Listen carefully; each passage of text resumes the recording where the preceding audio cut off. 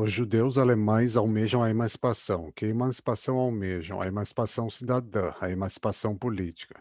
Bruno Bauer responde-lhes: ninguém na Alemanha é politicamente emancipado. Nós mesmos carecemos da liberdade. Como poderíamos vos libertar? Vós, judeus, sois egoístas quando exigis uma emancipação especial só para vós, como judeus, como alemães, teríeis de trabalhar pela emancipação política da Alemanha, como homens, pela emancipação humana, percebendo o tipo especial de pressão que sofreis e o vexame por que passais, não como exceção à regra, mas como confirmação da regra. Ou os judeus estariam querendo equiparação com os súditos cristãos.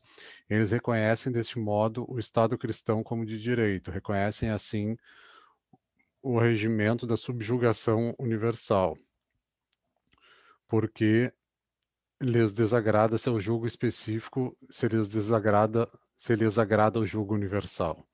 Porque o alemão deveria se interessar pela libertação do judeu se o judeu não se interessa pela libertação do alemão?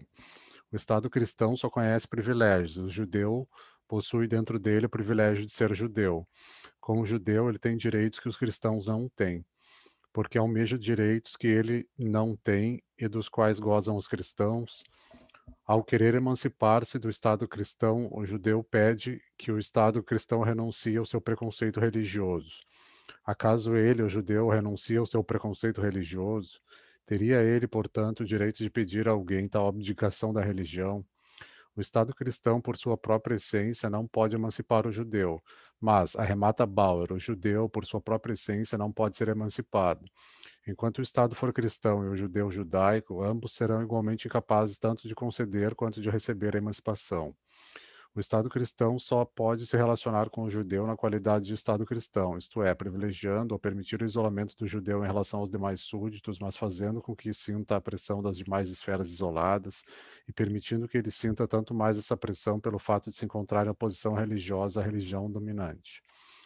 Mas também o judeu só pode se relacionar com o Estado de modo judaico, ou seja, como um estrangeiro em relação ao Estado, ao contrapor a nacionalidade real sua nacionalidade quimérica, ao contrapor à lei real sua lei ilusória, ao crer que tem o direito de isolar-se da humanidade, ao não tornar-se parte do movimento histórico por princípio, ao aguardar um futuro que nada tem a ver com o futuro geral do homem, ao considerar-se um membro do povo judeu e ter o povo judeu na conta de o povo escolhido. Portanto, a título de que vós, judeus, almejais a emancipação, por causa de vossa religião, ela é inimiga mortal da religião de Estado. Como cidadãos do Estado, não há cidadãos do Estado na Alemanha. Como seres humanos, vós não sois seres humanos, e tampouco aqueles a quem apelais.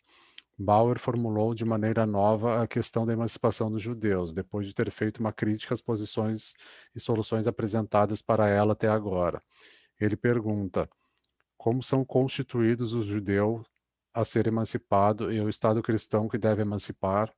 Ele responde com uma crítica à religião judaica, analisando o antagonismo religioso entre judaísmo e cristianismo, juizando sobre a essência do Estado cristão, tudo com audácia, agudeza, vivacidade e meticulosidade, valendo-se de um estilo preciso, tanto quanto substancioso e enérgico. Assim sendo, como Bauer soluciona a questão judaica, a que resultado chega? A formulação de uma pergunta é a sua solução. A crítica à questão judaica é a resposta à questão judaica. O resumo é, portanto, o seguinte: temos de emancipar a nós mesmos antes de poder emancipar outros. A forma mais cristalizada do antagonismo entre judeu e o cristão é o antagonismo religioso. Como se resolve um antagonismo? Tornando-o impossível. Como se faz para tornar impossível um antagonismo religioso? Superando a religião. Assim que judeu e cristão passarem a reconhecer suas respectivas religiões tão somente como estágios distintos do desenvolvimento do espírito humano, como diferentes peles de cobra descartadas pela história, reconhecerem o homem como cobra que nelas trocou de pele, eles não se encontrarão mais em uma relação religiosa, mas apenas em uma relação crítica, científica, em uma relação humana. A ciência constitui então a sua unidade. Todavia, na ciência, os antagonismos se resolvem por meio da própria ciência. Principalmente o judeu alemão se defronta, de modo geral, com a falta de emancipação política e com o pronunciado caráter cristão do Estado. Contudo, nos termos de Bauer, a questão judaica possui um significado universal, independente das condições especificamente alemãs. Ela constitui a pergunta pela relação entre religião e Estado, pela contradição entre o envolvimento religioso e a emancipação política. A emancipação em relação à religião é colocada como condição tanto ao judeu, que quer ser politicamente emancipado, quanto ao Estado, que deve emancipar e ser ele próprio emancipado. Bem, o que se diz, e o próprio judeu diz isso, é que o judeu não deve ser emancipado como judeu, não por ser judeu, não por possuir um princípio tão excelente de moralidade e universalmente humano. Antes, o judeu cederá lugar ao cidadão e será cidadão, mesmo que seja judeu, e deva permanecer judeu, ou melhor, ele é e permanecerá judeu apesar de ser cidadão, e viver em condições humanas universais. Sua essência judaica é limitada, sempre em última análise preponderará sobre os seus deveres humanos e políticos. O preconceito permanece apesar de ser sobrepujado por princípios universais. Mas se permanece, acaba sobrepujando tudo mais. Fecha aspas. O judeu só poderia permanecer judeu na vida estatal ao modo sofista, ou seja, na aparência. Caso ele quisesse permanecer judeu, a simples aparência seria, portanto, o essencial, a preponderaria, isto é, sua vida no Estado seria apenas aparência ou uma exceção momentânea em contraposição à essência e à regra. Fecha aspas. Ouçamos como Bauer expõe, em contrapartida, a tarefa do Estado. Ele diz, abre aspas, a França nos proporcionou recentemente deliberações da Câmara dos Deputados de 26 de dezembro de 1840 em relação à questão judaica, assim como faz constantemente em relação a todas as demais questões políticas, a visão de uma vida que é livre, mas que revoga a liberdade pela lei, declarando-a, portanto, também como aparência, em contrapartida, refutando sua lei livre por meio dos atos. Fecha aspas.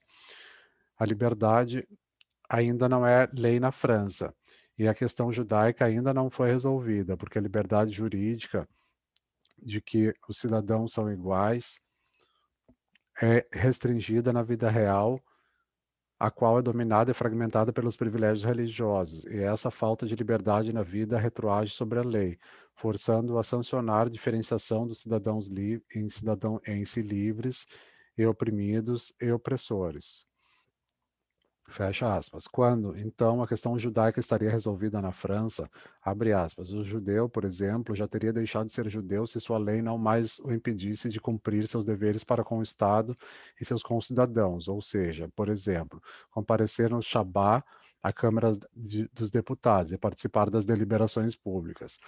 Todo e qualquer privilégio religioso, ou seja, também o monopólio de uma igreja privilegiada, já teria sido abolido se alguns ou muitos, ou até mesmo a maioria esmagadora, ainda acreditasse ter de cumprir deveres religiosos.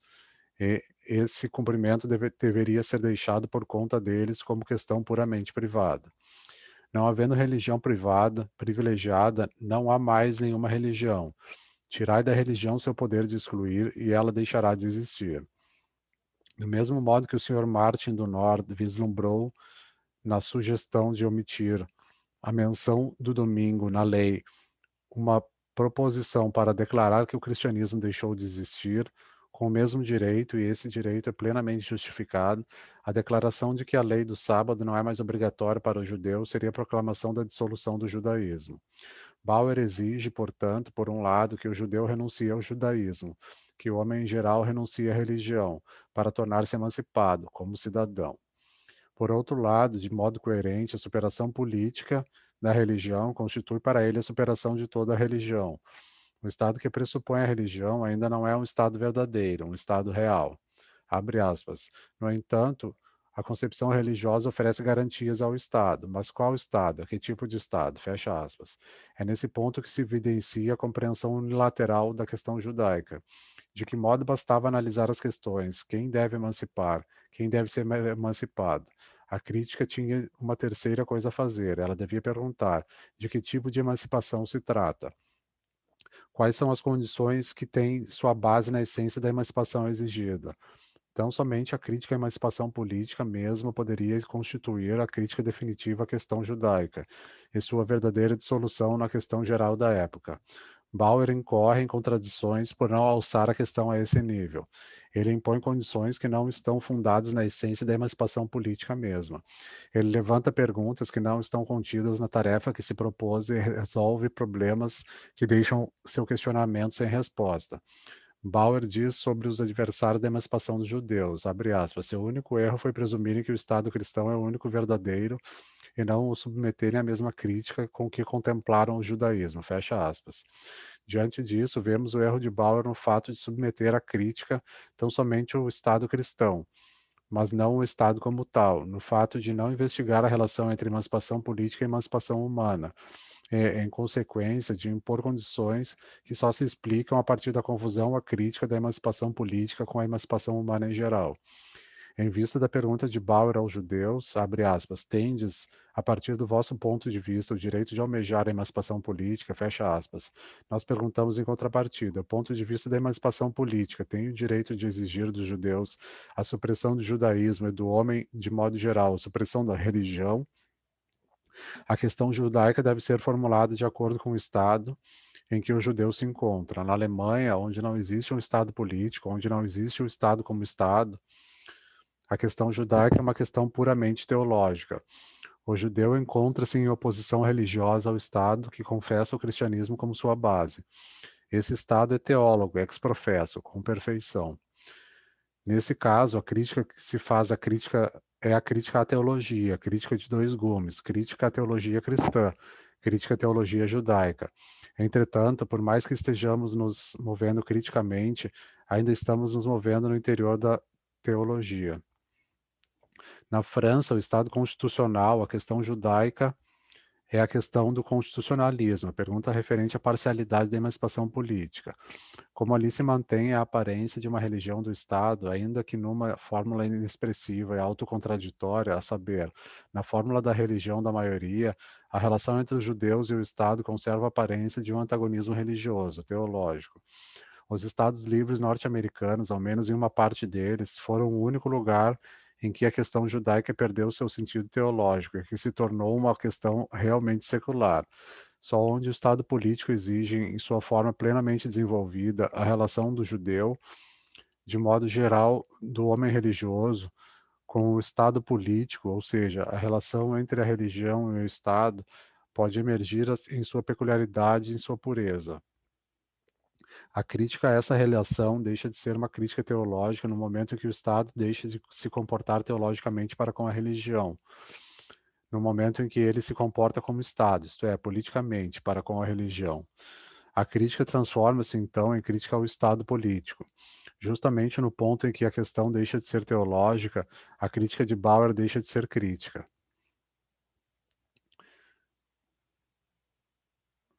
Abre aspas, no, citação em francês, que eu não sei francês, não vou ler. Ah, não, tem aqui a tradução. Sim, há algum, não é uma tradução, mas enfim, sim, há alguns estados norte-americanos em que lá a Constituição, e ainda assim, ah, não, tem no meio aqui, tem as traduções aqui. Abre aspas, nota 3, abre aspas. Nos Estados Unidos, não há nem religião do Estado, nem uma religião oficial da maioria, nem a preeminência de um culto sobre outro. O Estado não se ocupa com nenhum culto. Sim, há alguns estados norte-americanos em que a Constituição não estabelece qualquer crença religiosa ou a prática de um determinado culto como condição para obter privilégios políticos. Ainda assim, nos Estados Unidos não se crê que um homem sem religião possa ser um homem honesto. Molto bene. Ainda assim, a América do Norte é sobretudo a terra da religiosidade, como asseguram a uma só voz Beaumont, Tocqueville e o inglês Hamilton. Os estados norte-americanos, entretanto, são para nós apenas um exemplo. A pergunta é: como se comporta a emancipação política plena para com a religião? Se até mesmo no país da emancipação política plena encontramos não só a existência da religião, mas a existência da mesma em seu frescor e sua força vitais, isso constitui a prova de que a presença da religião não contradiz a planificação do Estado. Como, porém, a existência da religião é a existência de uma carência, a fonte dessa carência só pode ser procurada na essência do próprio Estado. Para nós, a religião não é mais a razão, apenas o fenômeno da limitação mundana. Em consequência, explicamos o envolvimento religioso dos cidadãos livres a partir de seu envolvimento secular. Não afirmamos que eles devam primeiro suprimir sua limitação religiosa para depois suprimir suas limitações seculares. Afirmamos, isto sim, que eles suprimem sua limitação religiosa no momento em que suprimem suas barreiras seculares. Não transformamos as questões mundanas em questões teológicas, transformamos as questões teológicas em questões mundanas. Tendo a história sido, por isso, tempo suficiente dissolvida em superstição, passamos agora a dissolver a superstição em história. A questão da relação entre emancipação política e religião transforma-se para nós na questão da relação entre emancipação política e emancipação humana. Criticamos a debilidade religiosa do Estado político ao criticar o Estado político em sua construção secular, independentemente de sua debilidade religiosa. Humanizamos a contradição entre o Estado e uma determinada religião, como, por exemplo, o judaísmo, em termos de contradição entre o Estado e determinados elementos seculares, em termos de contradição entre o Estado e a religião de modo geral, em termos de contradição entre o Estado e seus pressupostos gerais. A emancipação política do judeu, do cristão, do homem religioso, de modo geral, consiste na emancipação do Estado em relação ao judaísmo, ao cristianismo, à religião como tal. Na sua forma de Estado, no modo apropriado à sua essência, o Estado se emancipa da religião, emancipando-se da religião do Estado. Isto é, quando o Estado como Estado não professa nenhuma religião, mas ao contrário, professa-se Estado. A emancipação política em relação à religião não é emancipação já efetuada, isenta de contradições em relação à religião, porque a emancipação política ainda não constitui um modo já efetuado, isento de contradições da emancipação humana. O limite da emancipação política fica evidente de imediato no fato de o Estado ser capaz de se libertar de uma limitação sem que o homem realmente fique livre dela, no fato de que o Estado ser capaz de ser um Estado livre, Freistaat, república, sem que o homem seja um homem livre. O próprio Bauer admite isso tacitamente quando impõe a seguinte condição à emancipação política, abre aspas, todo e qualquer privilégio religioso, ou seja, o monopólio de uma igreja privilegiada, já teria sido abolido, e se alguns ou muitos, ou até mesmo a maioria esmagadora ainda acreditasse ter de cumprir deveres religiosos, esse cumprimento deveria ser deixado por conta deles como uma questão puramente privada, fecha aspas. O Estado pode, portanto, já ter se emancipado da religião, mesmo que a maioria esmagadora continue religiosa.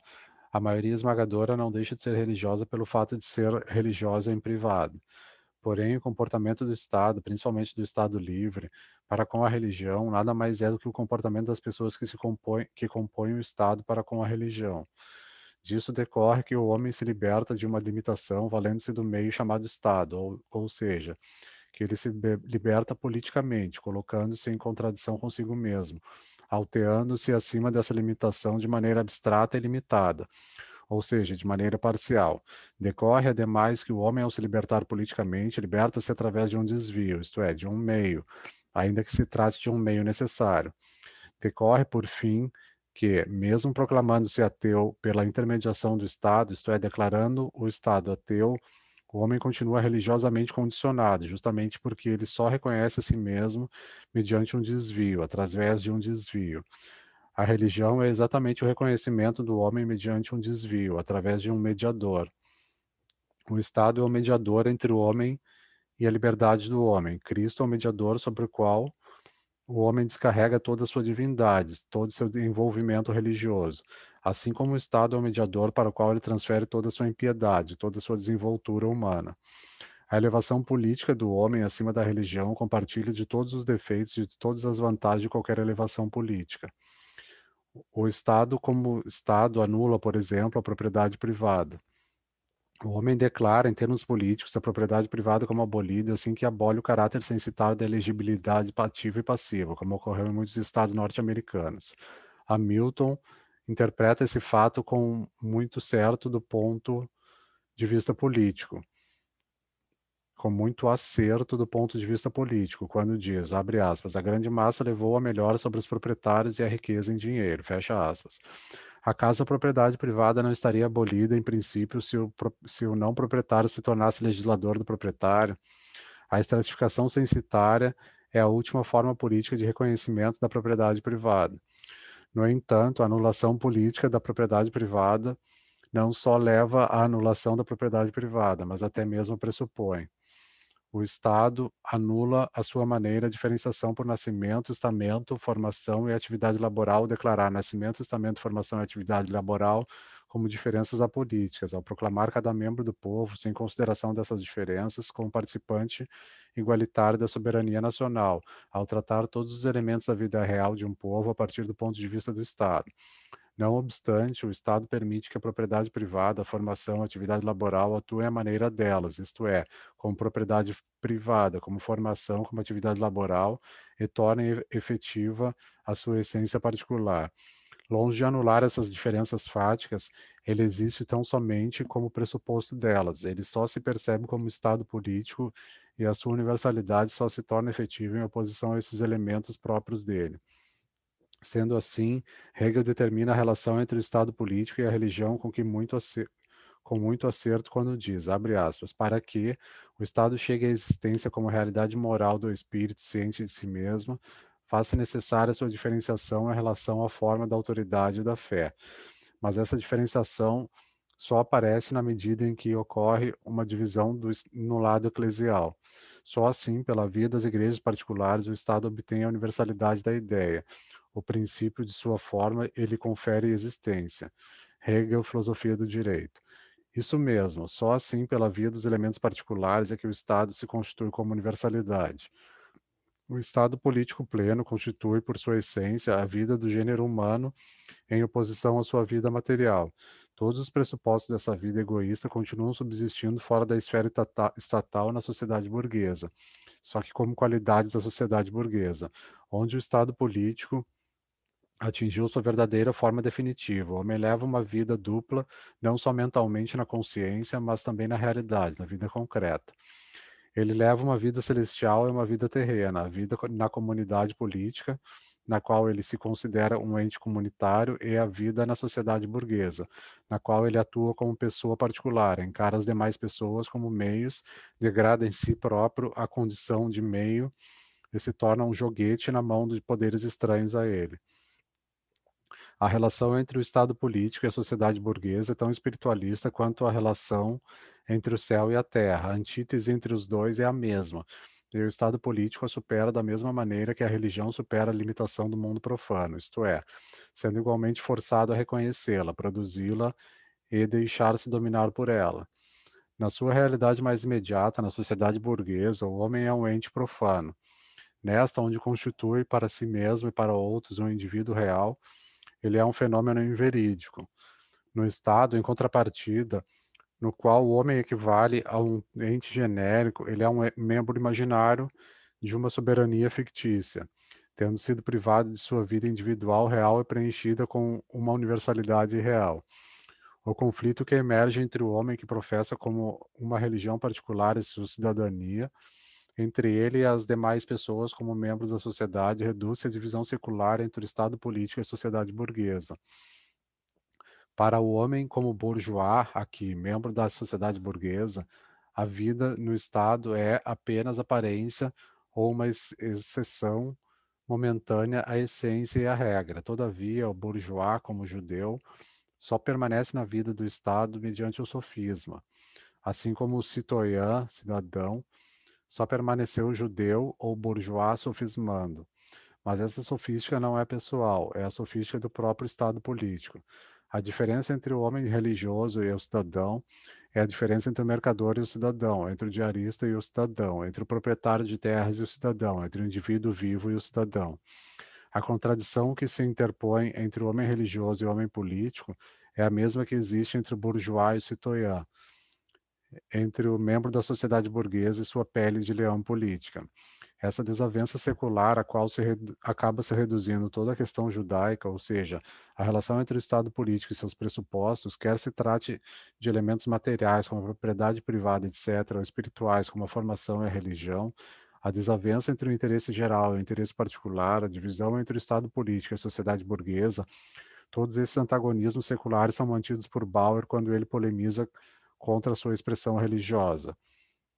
O fundamento da sociedade burguesa, a saber, a carência que assegura a sua subsistência, garante sua necessidade, é justamente o que expõe essa sua subsistência a constantes perigos. Mantém dentro dela um elemento de insegurança e produz aquela mistura em constante mutação de pobreza e riqueza, carência e prosperidade, que gera mudança de modo geral. Confira-se toda a seção à sociedade burguesa, que foi conhecida em conformidade com as linhas gerais da filosofia do direito de Hegel. A sociedade burguesa, em seu antagonismo ao Estado político, é reconhecida como necessária, porque o Estado político é reconhecido como necessário. A emancipação política, de fato, representa um grande progresso. Não chega a ser a forma definitiva da emancipação humana em geral, mas constitui a forma definitiva da emancipação humana dentro da ordem mundial vigente até aqui. Que fique claro, não estamos falando aqui de emancipação real, de emancipação prática. O homem se emancipa politicamente da religião, banindo-a do direito público para o direito privado. Ela não é mais o espírito do Estado, no qual o homem, ainda que de modo limitado, sob formas bem particulares e dentro de uma esfera específica, se comporta como ente genérico ou em comunidade com outros homens. Ela passou a ser o espírito da sociedade burguesa, a esfera do egoísmo, do bellum omnium contra omnes, da guerra de todos contra todos. Ela não é mais a essência da comunidade, mas a essência da diferença. Ela se tornou a expressão da separação entre o homem e sua comunidade, entre si mesmo e os demais homens, como era originalmente. Ela já não passa de uma profissão abstrata da perversidade particular, do capricho privado, da arbitrariedade. A interminável fragmentação da religião, por exemplo, na América do Norte, confere-lhe já exteriormente a forma de uma questão puramente individual. Ela foi desbancada para o meio dos interesses privados e degradada da comunidade como comunidade. Todavia, não tenhamos ilusões quanto ao limite da emancipação política. A cisão do homem em público e privado, o deslocamento da religião do Estado para a sociedade burguesa, não constitui um estágio, sim a realização plena da emancipação política, a qual, portanto, não anula nem busca anular a religiosidade real do homem. A dissociação do homem em judeu e cidadão, em protestante e cidadão, em homem religioso e cidadão, essa dissociação não é uma mentira frente à cidadania. Não constitui uma forma de evitar a emancipação política, mas é a própria emancipação política. Ela representa um modo político de se emancipar da religião. No entanto, nos períodos em que o Estado político é gerado por meio da violência como Estado político a partir da sociedade burguesa, em que a autolibertação humana procura realizar-se sob a forma da autolibertação política, o Estado pode e deve avançar até a abolição da religião, até a destruição da religião. Porém, somente na medida em que avance até a abolição da propriedade privada, até o máximo, até o confisco, a taxação progressiva, em que avance até a abolição da vida, até a guilhotina, nos momentos em que está particularmente autoconfiante, a vida política procura esmagar seu pressuposto, a sociedade burguesa e seus elementos, e constituir-se como a vida real e sem contradição do gênero humano.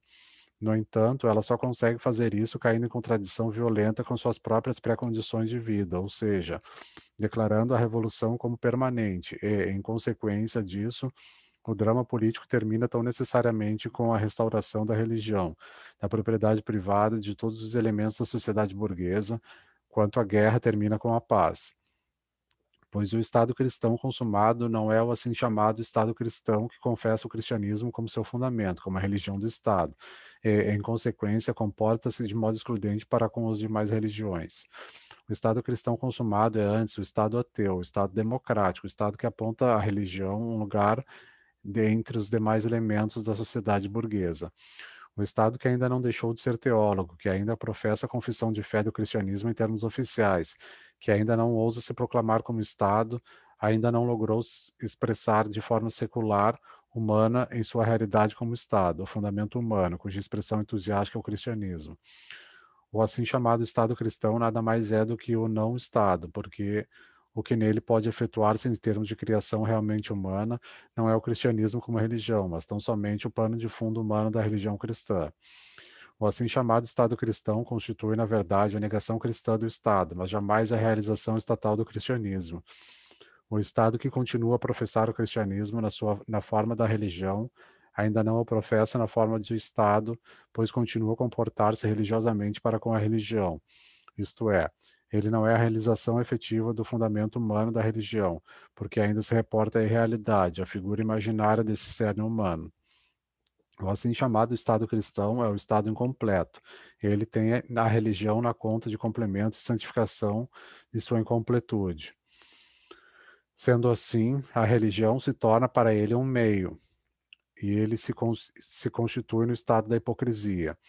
Há uma grande diferença entre o estado completo, enumerar a religião entre seus pressupostos por causa da deficiência inerente à essência universal do Estado. O Estado incompleto declarar a religião como seu fundamento por causa da deficiência inerente à sua existência particular de Estado deficiente. No último caso, a religião se torna política incompleta. No primeiro caso, manifesta-se na religião a incompletude até mesmo da política completa. O assim chamado Estado cristão necessita da religião cristã para completar-se como Estado. O Estado democrático, o Estado real, não necessita da religião para chegar à sua completude política. Ele pode, pois, abstrair da religião, pois nele se realiza efetivamente em termos seculares o fundamento humano da religião.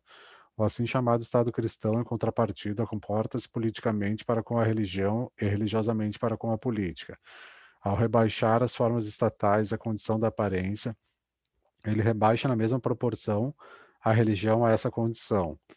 Para obter clareza sobre esse antagonismo, observemos a construção que Bauer faz do Estado cristão, construção que resultou da análise do Estado germânico cristão. Bauer diz o seguinte, abre aspas, para demonstrar a impossibilidade ou a não existência de um Estado cristão, apontou-se recentemente com mais frequência para aquelas exigências no Evangelho de que o Estado atual não só segue, nem pode seguir, se não quiser se dissolver completamente como Estado. Mas essa questão não é tão simples assim. O que exigem aqueles ditos evangélicos, a autonegação sobrenatural, submissão à autoridade da revelação, o distanciamento em relação ao Estado, a superação das condições seculares. E é justamente isso que exige e realiza o Estado cristão. Ele se apropria do espírito do Evangelho. O fato de não expressar esse espírito nos termos próprios do Evangelho deve-se unicamente a que o expressa em formas estatais, isto é, em formas que, na verdade, são emprestadas no sistema estatal vigente neste mundo, mas que, no renascimento religioso que tem de experimentar, são degradadas à mera aparência. Trata-se de um distanciamento em relação ao Estado que lança mão das formas estatais para realizar-se. Fecha aspas. Bauer passa a desenvolver, então, as ideias de que o povo do Estado cristão é apenas um não-povo, que ele não possui mais vontade própria, mas que sua verdadeira existência reside no superior ao qual ele está subordinado, ao qual, no entanto, originalmente e por natureza lhe é estranho. Isto é, veio a ele dado por Deus sem sua participação ativa, que as leis desse povo não são feitas por ele, mas constituem revelações positivas, que seu líder necessita de mediadores privilegiados com o povo propriamente dito, com a massa, que essa massa mesma se decompõe em uma grande quantidade de círculos particulares constituídos e determinados pelo acaso, os quais se diferenciam por seus interesses, paixões e preconceitos específicos, e obtêm como privilégio a permissão de delimitar-se mutuamente uns aos outros, etc. Só que o próprio Bauer diz, abre aspas, se a política nada mais é do que a religião, então ela não deve ser política, da mesma forma que a atividade de lavar panelas para ser considerada um assunto religioso não pode ser vista como uma questão econômica, fecha aspas. Entretanto, no Estado germânico cristão, a religião é uma questão econômica, assim como a questão econômica é a religião. No Estado germânico cristão, a dominação da religião é a religião da dominação. A separação entre o espírito do evangelho e a letra do evangelho constitui um ato irreligioso. O Estado que faz o evangelho se expressar nos termos da política, em termos distintos daqueles do Espírito Santo, comete um sacrilégio, se não aos olhos humanos, com certeza aos seus olhos religiosos. O Estado que professa o cristianismo como uma norma máxima, que professa a Bíblia como sua carta magna, deve ser confrontado com as palavras da Sagrada Escritura, pois todo o teor da Escritura é sagrado. Esse estado, tanto quanto o lixo humano sobre o qual está fundado, cai numa contradição dolorosa e insuperável do ponto de vista da consciência religiosa, quando é remetido às exigências do Evangelho, que ele não só segue, como nem pode seguir se não quiser se dissolver completamente como Estado. E porque ele não quer se dissolver completamente? Ele próprio não possui uma resposta para dar a si nem a outros. Diante da sua própria consciência, o Estado cristão oficial é um dever ser, uma realização cuja realização é inatingível, que só consegue constatar a realidade de sua existência mediante mentiras cantadas a si próprio e que, em consequência disso, será um constante objeto de dúvidas para si próprio, um objeto não confiável, problemático. A crítica tem, portanto, todo o direito de forçar o Estado que se reporta à Bíblia a um distúrbio de consciência, no qual ele próprio não sabe mais se é uma ilusão ou uma realidade, em que a infâmia de seus fins seculares, para as quais a religião serve de cobertura, cai em um conflito indissolúvel com a honradez de sua consciência religiosa, que vê a religião como finalidade do mundo. Esse estado só consegue se libertar de seu tormento interior, tornando-se o carrasco da Igreja Católica. Diante desta, que declara o poder secular como seu serviçal, o Estado é impotente. Impotente é o poder secular que afirma representar a dominação do espírito religioso. Só no assim chamado Estado cristão, o que tem validade é a alienação, e não o homem. O único homem que tem valor, o rei, é um ente diferenciado especificamente dos demais homens, mas ele próprio ainda é religioso, vinculado diretamente com o céu, com Deus. As relações que vigoram nesse caso ainda são relações de fé. Nesse caso, portanto, o espírito religioso ainda não foi realmente secularizado. Todavia, o espírito religioso não pode ser secularizado realmente, pois o que é ele próprio, senão a forma não secular de um estado, de um estágio do desenvolvimento do espírito humano. O espírito religioso somente pode ser realizado na medida em que o estágio de desenvolvimento do espírito humano, do qual ele é a expressão religiosa, emergir em sua forma secular e assim se constituir. Isso sucede no Estado democrático. O fundamento desse Estado não é o cristianismo, mas o fundamento humano do cristianismo. A religião permanece a consciência ideal, não secular de seus membros, porque é a forma ideal do estágio de desenvolvimento humano, que nela efetivamente é realizado. Os membros do Estado político se constituem como religiosos mediante o dualismo de vida individual e vida como gênero, de vida em sociedade burguesa e vida política. O homem se constitui como religioso quando se comporta em relação à vida estatal, que se encontra além de sua individualidade real, como se essa fosse sua verdadeira vida. Ele é religioso na medida em que, nesse caso, a religião representa o espírito da sociedade burguesa, a expressão da divisão e do distanciamento entre as pessoas.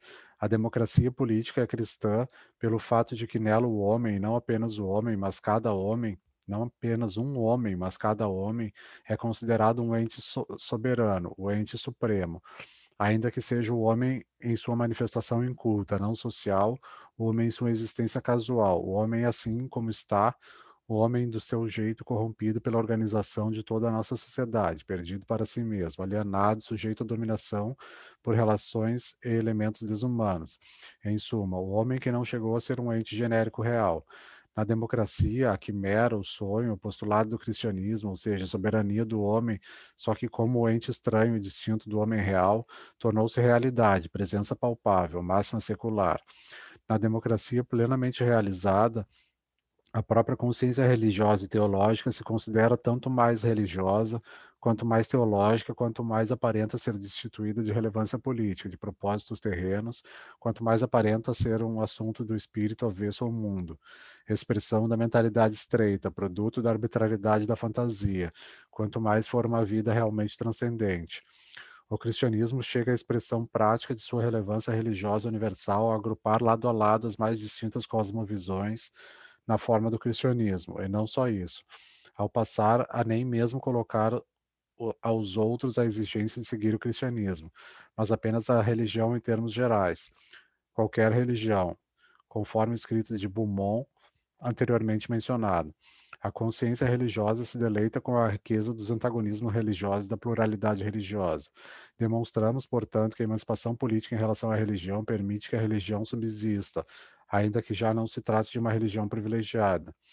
A contradição em que se encontra o adepto de uma religião em particular com a sua cidadania é apenas uma parte da contradição secular universal entre o Estado político e a sociedade burguesa. A realização plena do Estado cristão constitui o Estado que se professa como Estado e abstrai da religião de seus membros. A emancipação do Estado em relação à religião não é a emancipação do homem real em relação à religião. Não estamos, portanto, dizendo aos judeus, como faz Bauer, vós não podeis vos tornar politicamente emancipados sem vos emancipar radicalmente do judaísmo. Estamos lhe dizendo antes, pelo fato de poderdes vos emancipar politicamente sem vos desvincular completa e irrefutavelmente do judaísmo, a emancipação política não é por si mesma a emancipação humana. Se vós, judeus, quereis vos emancipar politicamente sem vos emancipar em termos humanos, então a parcialidade e a contradição não se acham apenas em vós, mas também na essência e na categoria da emancipação política. Estando envolvidos nessa categoria, compartilhais um envolvimento universal. Assim como o Estado evangeliza, quando, na qualidade de Estado, comporta-se como cristão para com o judeu, assim o judeu politiza, quando, na qualidade de judeu, reivindica direito cidadão. Mas se o homem, na qualidade de judeu, for possibilitado tornar-se politicamente emancipado, a receber os direitos cidadão, ele poderia reivindicar a receber os assim chamados direitos humanos. Bauer contesta isto. Abre aspas. A pergunta é se o judeu como tal, isto é, o judeu que admite ser forçado por sua verdadeira essência a viver eternamente segregado dos demais, seria capaz de acolher e considerar aos demais os direitos humanos universais. Fecha aspas, abre aspas. A ideia dos direitos humanos só foi revelada ao mundo cristão no século passado. Ele não é inerente ao homem, sendo antes conquistada na luta contra as tradições históricas em que o homem vem sendo educado até agora. Assim, os direitos humanos não são um presente da natureza, nenhum dote da história pregressa, mas o prêmio da luta contra o caráter fortuito do nascimento e contra os privilégios que a história legou de geração para geração até o presente momento. Eles são o resultado da formação, e só quem os conquistou e mereceu para si pode possuí-los. Fecha aspas, abre aspas. Diante disso, o judeu pode realmente tomar posse deles. Enquanto ele for judeu, a essência limitada que faz dele um judeu necessariamente será vitoriosa contra a essência humana que deveria vinculá-lo como homem aos demais homens, ou separará dos não-judeus. Por meio dessa separação, ele declara que a essência particular que faz dele um judeu constitui sua verdadeira essência suprema, diante da qual a essência humana deve retroceder. Fecha aspas, abre aspas. Do mesmo modo, o cristão como cristão não pode conceder quaisquer direitos humanos, fecha aspas.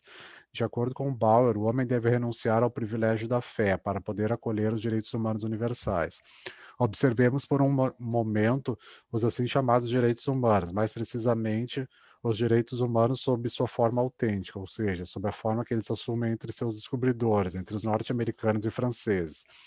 Esses direitos humanos são, em parte, direitos políticos, direitos que são exercidos somente em comunhão com outros.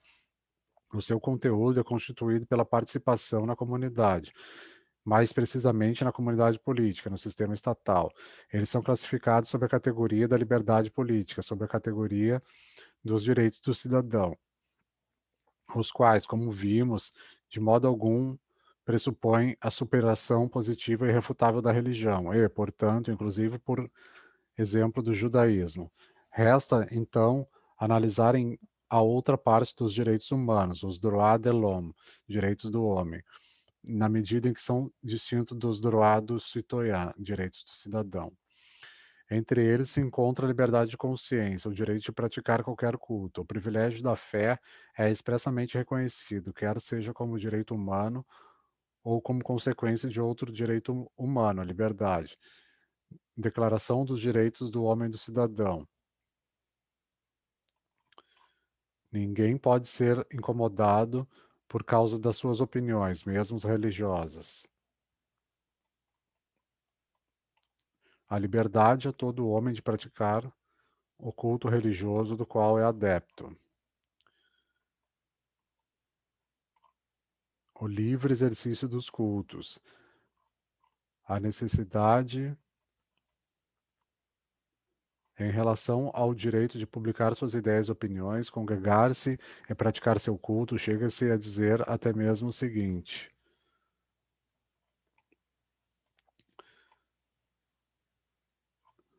a necessidade de enunciar esses direitos supõe ou a presença ou a lembrança recente do despotismo. Compare-se com a Constituição de 1795. Tarará, tarará. Todo homem, todos os homens receberam da natureza o direito independente de orar ao Todo-Poderoso segundo as inspirações de sua consciência. Ninguém pode ser forçado com base na lei ou a professar contra sua vontade qualquer culto ou ofício divino, introduzi-los ou apoiá-los. Em hipótese nenhuma, qualquer autoridade humana pode interferir em questões de consciência nem exercer controle sobre as forças da alma.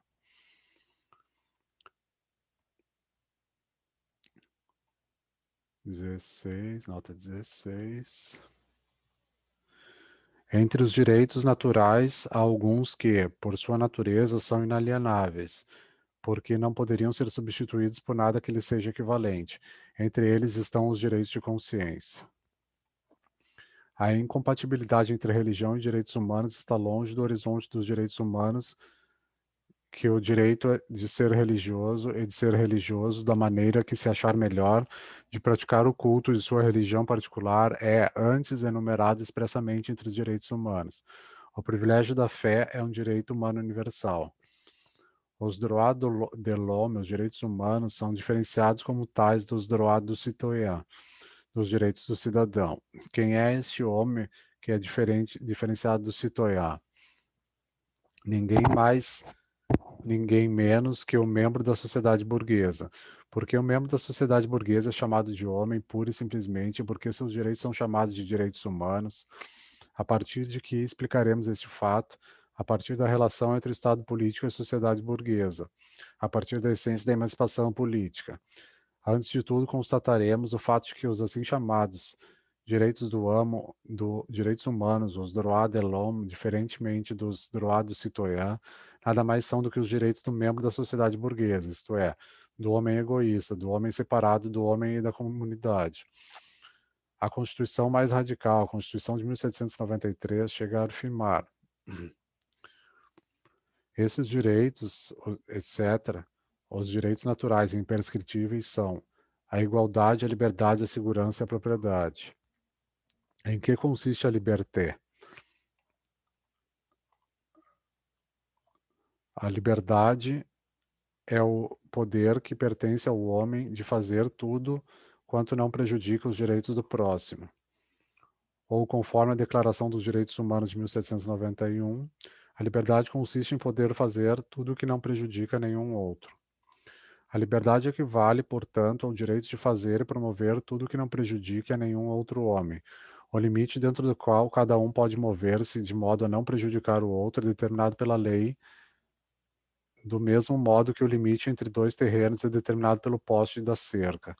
Trata-se da liberdade do homem como mônada isolada recolhida dentro de si mesma, porque o judeu, segundo Bauer, é incapaz de acolher os direitos humanos, abre aspas, enquanto ele for judeu, a essência limitada que faz dele um judeu necessariamente será vitoriosa contra a essência humana que deveria vinculá-lo como homem aos demais homens e o separará dos não-judeus, fecha aspas. No entanto, o direito humano à liberdade não se baseia na vinculação do homem com os demais homens, mas, ao contrário, na separação entre um homem e outro.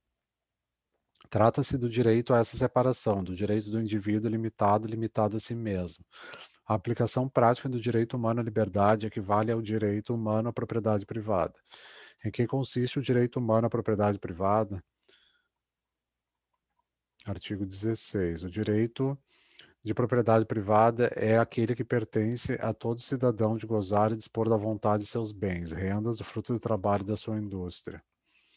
O direito humano à propriedade privada, portanto, é o direito de desfrutar a seu bel prazer, a son gré, sem levar outros em consideração, independentemente da sociedade, do seu patrimônio, e dispor sobre ele é o direito em proveito próprio. Aquela liberdade individual, junto com esta, sua aplicação prática compõe a base da sociedade burguesa. Ela faz com que cada homem veja no outro homem não a realização, mas ao contrário, a restrição da sua liberdade. Mas, acima de tudo, ela proclama o direito humano. De Joé. Restam ainda os outros direitos humanos, a égalité e a sûreté. A égalité, aqui em seu significado não político, jamais, em seu significado político, a égalité, aqui em seu significado não político, nada mais é do que a igualdade da liberté acima descrita, a saber, que cada homem é visto uniformemente como mônada e repousa em si mesmo. A Constituição de 1795 define esse conceito de igualdade, fazendo justiça à sua relevância, aos seguintes termos. A igualdade consiste em que a lei é a mesma para todos, quer ela esteja protegendo, quer esteja punindo. E a sûreté, artigo 8. A segurança consiste na proteção concedida pela sociedade a cada um de seus membros para a conservação de sua pessoa, de seus direitos e de suas propriedades.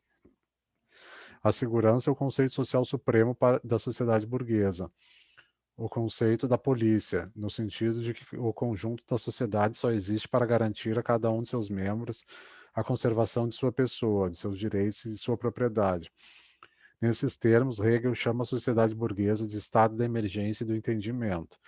Através do conceito da segurança, a sociedade burguesa não se eleva acima do seu egoísmo. A segurança é, antes, a asseguração do seu egoísmo. Portanto, nenhum dos assim chamados membros da sociedade burguesa, a saber, como indivíduo recolhido ao seu interesse privado e ao seu capricho privado e separado da comunidade. Muito longe de conceberem o homem como um ente genérico, esses direitos deixam transparecer a vida do gênero, a sociedade, antes como uma moldura exterior ao indivíduo, como limitação da sua autonomia original. O único laço que nos une é a necessidade natural, a carência e o interesse privado, a conservação de sua propriedade e de sua pessoa egoísta. Fato deveras enigmático é ver que um povo que mal está começando a se libertar, a derrubar todas as suas barreiras que separam dos diversos membros do povo, a fundar uma comunidade política, é ver esse povo proclamar solenemente a declaração do homem egoísta, separado do semelhante da comunidade, e até repetir esta proclamação no momento em que a única coisa que pode salvar a nação é a entrega mais heróica possível, a qual, por isso mesmo, é exigida imperativamente, no momento em que faz constar na ordem do dia o sacrifício de todos os interesses da sociedade burguesa, em que o egoísmo precisa ser punido como crime. Declaração dos Direitos do Homem, etc., de 1793. Este fato se torna ainda mais enigmático quando vemos que a cidadania, a comunidade política, é rebaixada pelos emancipadores à condição de mero meio para a conservação desses assim chamados direitos humanos, e que, portanto, o citoyen é declarado como serviçal do homem egoísta. Quando vemos que a esfera em que o homem se comporta como ente comunitário é inferiorizada em relação àquela que se comporta como ente parcial, quando vemos, por fim, que não o homem como citoyen, mas o homem como bourgeois é assumido como verdadeiro, como homem propriamente dito e verdadeiro. O objetivo abre aspas, o objetivo de toda associação política é a conservação dos direitos dos homens naturais e imprescritíveis, fecha aspas, Declaração des Droits, 1791.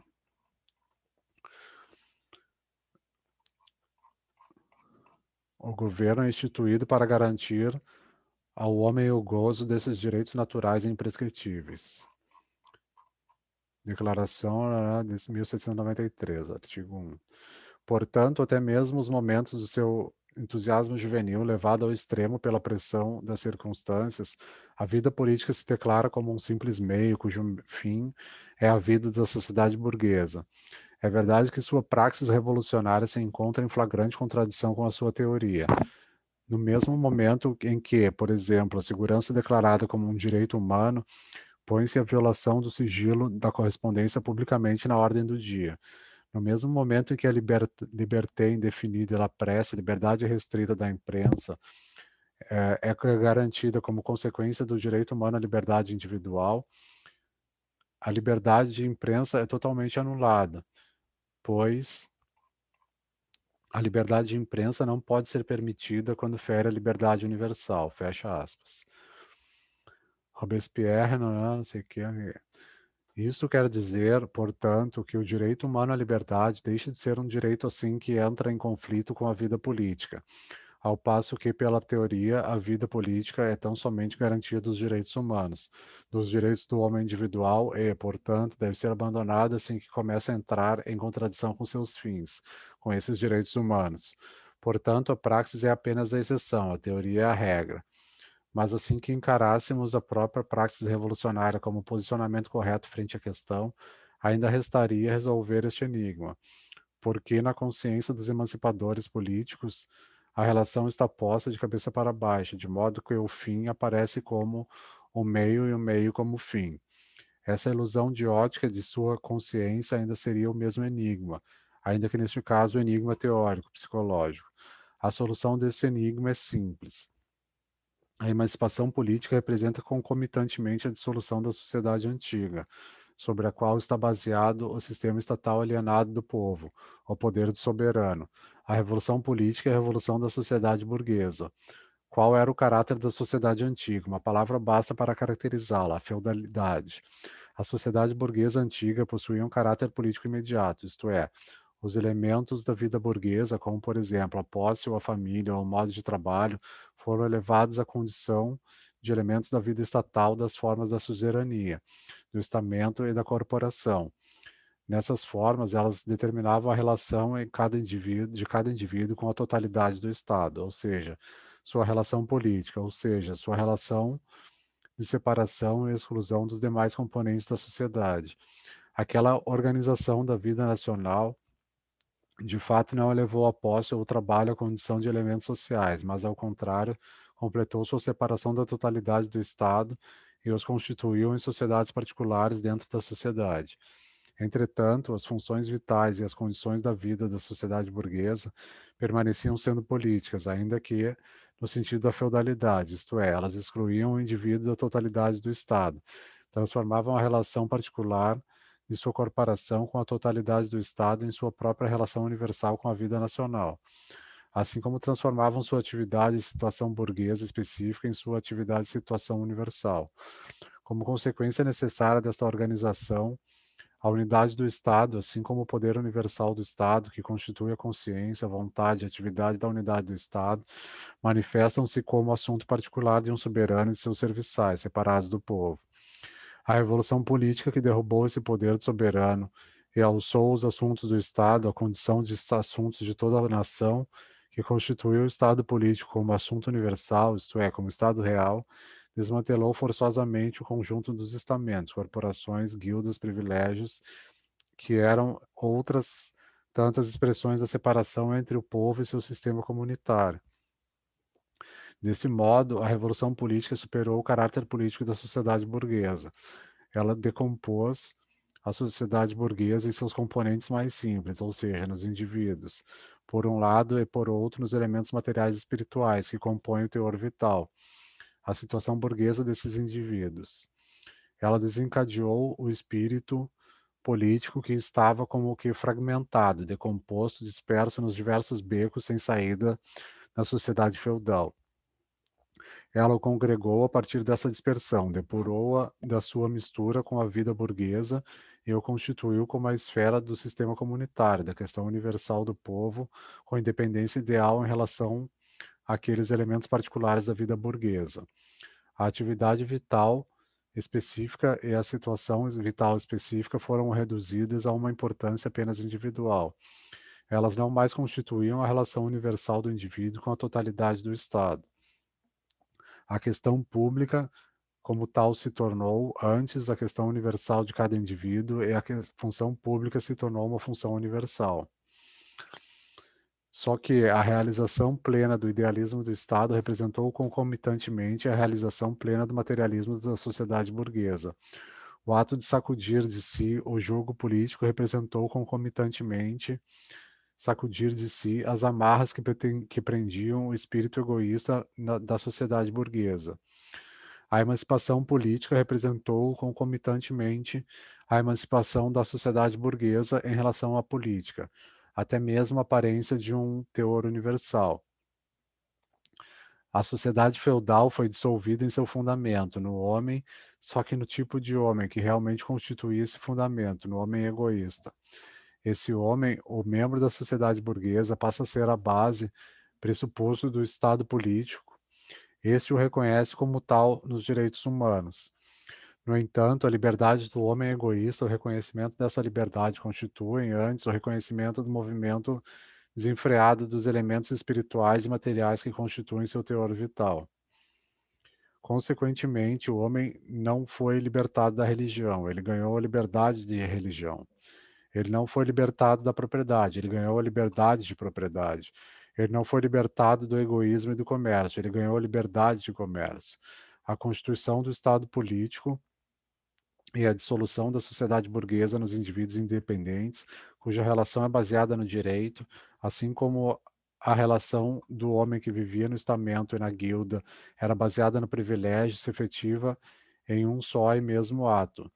O homem, na qualidade de membro da sociedade burguesa, o homem apolítico, necessariamente se apresenta então como homem natural. Os droits de l'homme se apresentam como droit naturel, pois a atividade consciente se concentra no ato político. O homem egoísta é o resultado passivo, que simplesmente está dado, da sociedade dissolvida, objeto da certeza imediata, portanto, objeto natural. A revolução política decompõe a vida burguesa em seus componentes sem revolucionar esses mesmos componentes nem submetê-los à crítica. Ela encara a sociedade burguesa, o mundo das necessidades, do trabalho, dos interesses privados, do direito privado como fundamento de sua subsistência, como um pressuposto sem qualquer fundamentação adicional e, em consequência, como sua base natural. Por fim, o homem, na qualidade de membro da sociedade burguesa, é o que vale como o homem propriamente dito, como o homem em distinção ao citoyen, porque ele é o homem que está mais próximo de sua existência sensível individual, ao passo que o homem político constitui apenas o homem abstraído, artificial, o homem como pessoa alegórica moral. O homem real só chega a ser reconhecido na forma do indivíduo egoísta, o homem verdadeiro só na forma do citoyen abstrato. A abstração do homem político é descrita acertadamente por Rousseau da seguinte maneira, abre aspas, aquele que ousa empreender a instituição de um povo deve sentir-se com capacidade para, por assim dizer, mudar a natureza humana, transformar cada indivíduo, que por si mesmo é um todo perfeito e solitário, em parte de um todo maior, do qual, de certo modo, esse indivíduo recebe a vida e sua vida e seu ser. Substituir a existência física independente por uma existência parcial e moral. Em uma palavra, é preciso que destitua o homem de suas próprias forças para lhe dar outras que sejam estranhas e das quais não possa fazer uso sem socorro alheio. Fecha aspas. Toda emancipação é a redução do mundo humano e suas relações ao próprio homem. A emancipação política é a redução do homem, por um lado, a membro da sociedade burguesa, a indivíduo egoísta independente, e, por outro, a cidadão, a pessoa moral. Mas a emancipação só estará plenamente realizada quando o homem individual real tiver recuperado para si o cidadão abstrato e se tornado ente genérico na qualidade de homem individual na sua vida empírica, no seu trabalho individual, nas suas relações individuais, quando o homem tiver reconhecido e organizado suas forças próprias, como forças sociais, e, em consequência, não mais separar de si mesmo a força social na forma de força política.